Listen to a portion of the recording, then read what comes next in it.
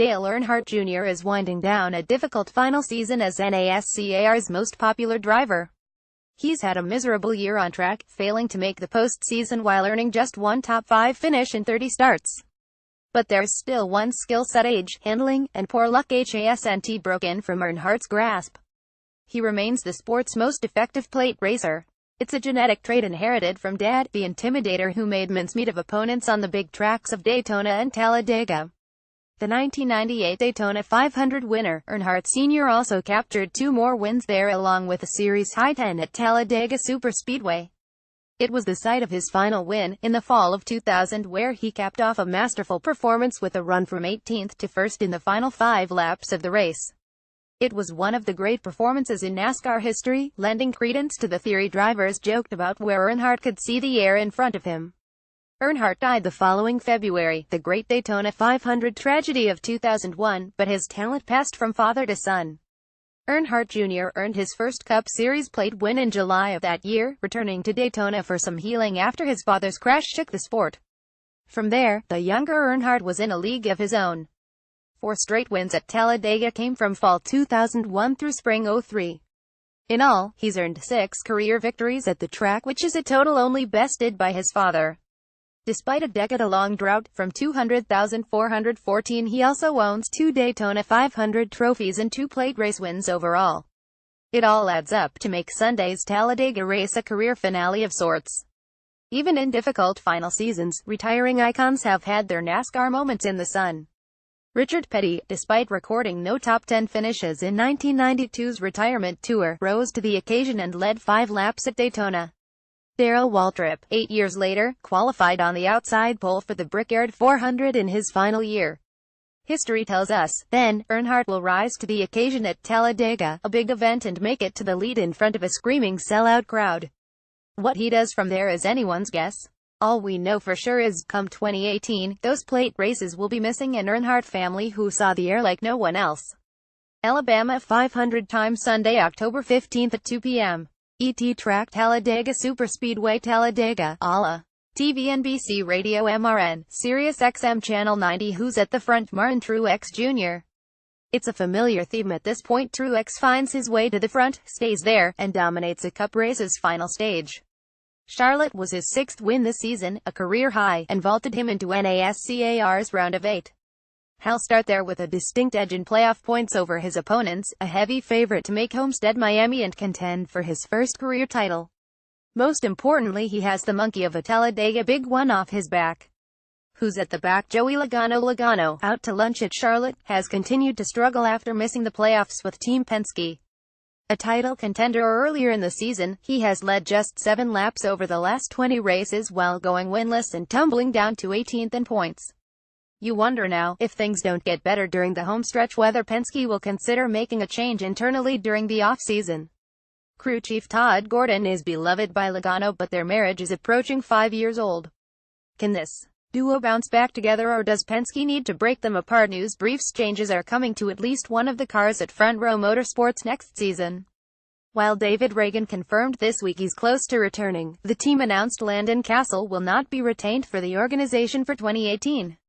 Cassill was released despite posting the best average finishes 26.3, 26.9 for a season in his Cup Series career with the underfunded program. Journeyman Michael McDowell is among those rumored to be in contention for the ride next year. Rumors are flying about the fate of the few remaining rides left in silly season. Conflicting reports surfaced this week about the future of Xfinity Series regular Brennan Poole. Some say he's leaving Chip Ganassi Racing, perhaps for a Cup ride next season with Richard Childress Racing, while the driver himself appears non-committal. Meanwhile, owner Barney Visser maintains the number 77 Furniture Row Racing Toyota will be shut down for 2018, but there are still driver-sponsor combinations hoping to revive that program prior to February's Daytona 500. Among those drivers closing in on the type of sponsor package they could sell to a team, the 2 diversity magnets NASCAR desperately wants on track: Danica Patrick and Darrell Wallace Jr. NASCAR by the numbers: 960 career laps led for Dale Earnhardt Jr. at Talladega in 34 Cup starts, 1,377 career laps led for Dale Earnhardt Sr. at Talladega in 44 Cup starts. Combined, the duo's numbers at Talladega are staggering: 16 victories, 35 top 5 finishes, and 3 poles. Playing the odds fantasy spin top tier, it's hard to predict the Russian roulette parody that is restrictor plate racing at Talladega. That said, expect a guy like Kyle Busch to run up front. He led 48 laps in the spring at Talladega, finishing third, and will be gunning for stage point bonuses. A wreck at Charlotte left one of this year's title contenders too close to the cut line for comfort. Another solid pick at this level is Brad Keselowski. Despite struggling during the playoffs, Keselowski has led 167 laps in the last 3 Talladega events. After blowing his engine in this race last year, maybe Lady Luck will be back on the number 2 team's good side. Related DraftKings NASCAR lineup picks for Alabama 500 middle tier. Do you want to be the guy who leaves Dale Earnhardt Jr. off your roster in his final race at Talladega? I didn't think so, either. Spring winner Ricky Stenhouse Jr., who has completed every lap in his first 8 Talladega starts, also will be at or near the front. Stenhouse knows his only chance of advancing into the round of 8 will be winning on Sunday afternoon. He'll try and collect every point possible and won't fall victim to shuffling back in the pack or stroking it at any point. Lower tier choices. Drivers you won't consider starting any other place should be at or near the top of your list here. Talladega has a habit of making heroes out of last-place runners virtually anywhere else. This time, I'm going for Landon Cassill, who's run 4th here with a severely underfunded program and is running with a team that's had a win here before. Front row.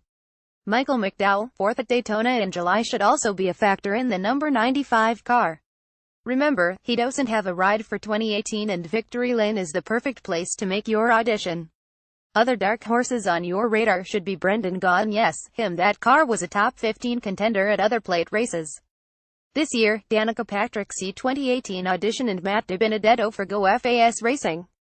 What Vegas thinks Brad Keselowski, Kyle Busch, and Dale Earnhardt Jr. are on the top of the Vegas charts depending on where you look. As of Saturday morning, they varied from 71 to 111. What I think Earnhardt would be the storybook ending. Busch would be the bounce-back performance. But I'm going with Ricky Stenhouse Jr. pushing through in a bit of a shocker as he earns a 3rd restrictor plate win this season. Written by Tom Bowles, who is part of the Athlon Contributor Network and the majority owner of NASCAR website FrontStretch.com. He can be reached at email protected or on Twitter at NASCAR Bowles. Top photo courtesy of Ask Bink.